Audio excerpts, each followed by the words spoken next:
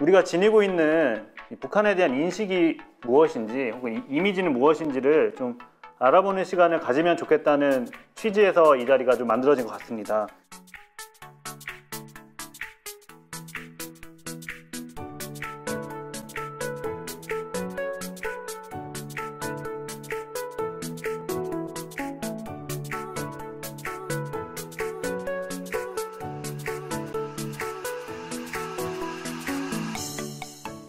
지도층에 대한 이야기를 좀 해보면 어떨까 싶습니다. 지금 저기 나와 있는 기사 3개는 작년도에 북한에 대한 기사예요.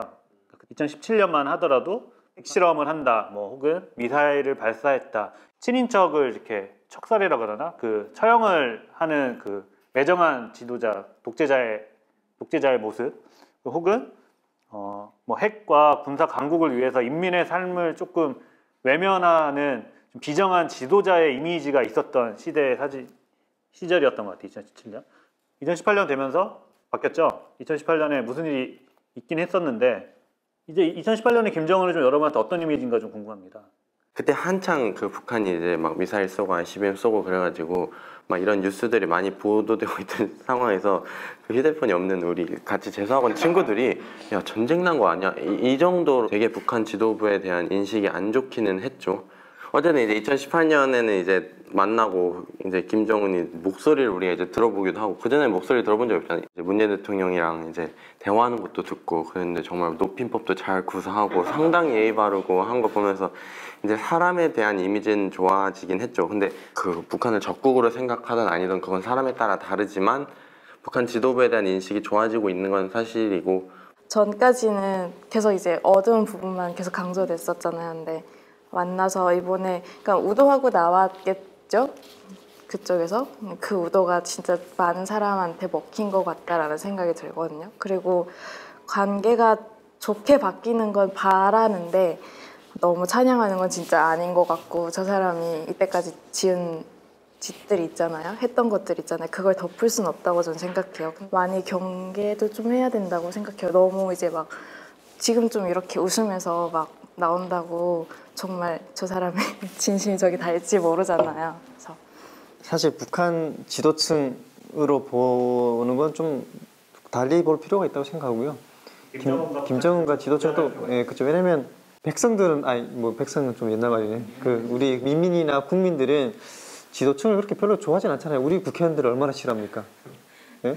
북한 지도층도 별 특별한 게 없어요. 네, 특별한 게 없고 이제 그 김정은이 워낙 독재를 하니까 김정은이 나쁜 거지, 지도층이 좋다는 말은 아니에요. 근데 지도층도 사실은 권력을 가진 자들은 자기 가진 것을 지키려고 하고 더 가지려고 뭐 온갖 비리도 다 저지르고, 우리도 뭐 국회의원을 싫어하고 우리 나라를 이끌어가는 대기업 오너들 우리 좋아하나요?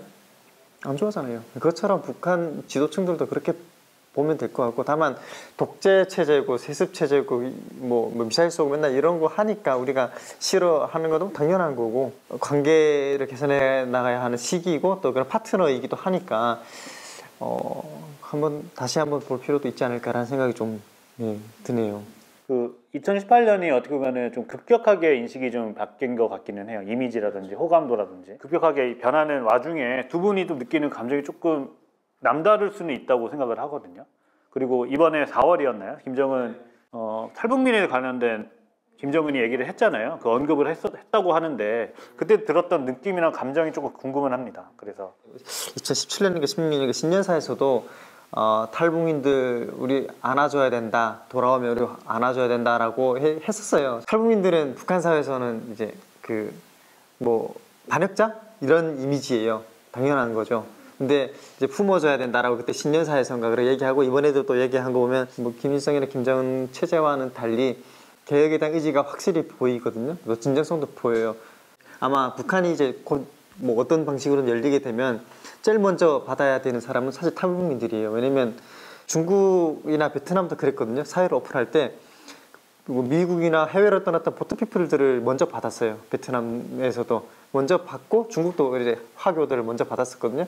그게 이제 우리 사회는 이만큼 준비가 됐고 이제 외국인들도 받을 준비가 됐다, 이런 시그널이기 때문에 북한도 알 거예요. 그래서 북한도 전략적인 차원에서도 이제 탈북민들을 꺼낼 수밖에 없었을 테고 받을 수밖에 없을 거예요. 저는 근데 한국 처음 왔을 때 이제 막 당장 10년 안에 막 통일이 된다는 이야기를 많이 들었었거든요. 그래서 엄청 기대하고 막 간절히 바랬는데 점점 이제 날이 어두워지더라고요. 그래서 이제 절망과 이제 기대가 없는 상황이었는데 갑자기 이제 문득 이렇게 4.27 회담이 이뤄졌잖아요. 근데 그날 진짜 저 종일 TV 앞에 앉아 있었어요. 실시간 계속 뉴스 보고 하루 종일 저거 봤거든요. 저절로 눈물이 나고 박수치고 계속 그랬어요, 혼자서. 근데 탈북민 이야기를 했을 때 좀 더 저에겐 되게 아픈 구석을 찌르는 느낌이었어요. 왜냐하면 남북관계가 막 이렇게 풀린다고 해서 저희한테도 그게 빨리 오는 게 아니고 저희는 제가 느끼기에는 남한 사람들이 갈 수 있어도 저희는 아직 못 가는 거잖아요. 그 차차 제일 마지막 단계라고 느껴서 되게 좀 안타까운 부분이 컸는데 그 사람이 저희 존재를 이제 말하는 게 저한테는 되게 벅찬 순간이었어요. 그게 막 감동받고 막 이런 것보다 좀 많이 아프기도 한데 고향에 가고 싶은데 못 가는 그 마음을 이 사람은 알까라는 생각과 함께 막 되게 엄청 묘했어요. 그래서 저는 앞으로도 자주자주 언급돼서 저희가 고향에 갈 수 있는 날이 빨리 왔으면 하는 바람이 커요. 그 탈북민이라는 그 호칭이라고 해야 되나? 그게 어떻게 말씀하는 게 좀 좋으세요?